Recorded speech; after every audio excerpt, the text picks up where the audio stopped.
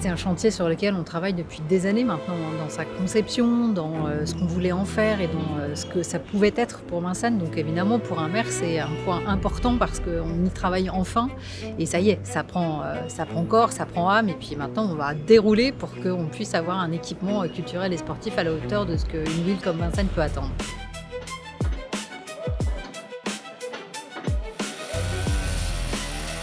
On a fait une première démolition, donc l'avenue du château va être fermée. En fait, c'était une rue qui était en impasse. Il a fallu réouvrir pour donner l'accès aux résidents, à la résidence qui se situe à côté. On intervient beaucoup sur la rue, donc avec la mise en place de clôtures.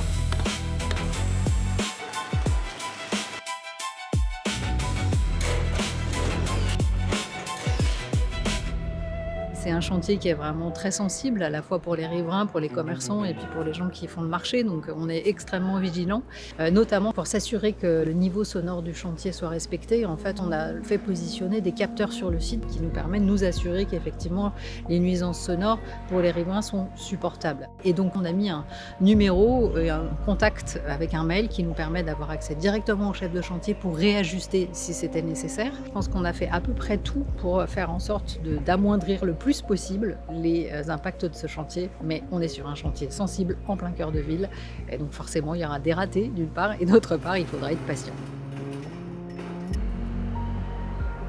C'est beaucoup d'enjeux parce que c'est un gros projet qui est dans un environnement très dense, avec des attentes importantes de la part des Vincennois. Je t'ai coupé sur les réseaux intérieurs, Burkhard, tu voulais dire quoi?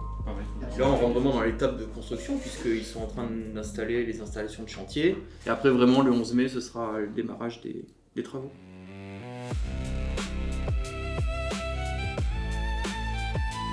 Toute la difficulté, c'est de bien phaser les démolitions, les reconstructions et les stabilisations provisoires, tout en veillant à ne pas dégrader l'existant, notamment les parois. Sur le toit, on a commencé la démolition avec ce qu'ils appellent un broc. C'est une petite machine avec une pince qui va croquer le béton. Et après, on descendra en bas et il y a une grosse machine de 50 tonnes avec une pince qui va traverser, qui va croquer les premières poutres métalliques et se créer un chemin pour descendre à l'intérieur du bâtiment et après croquer les poutres par l'intérieur.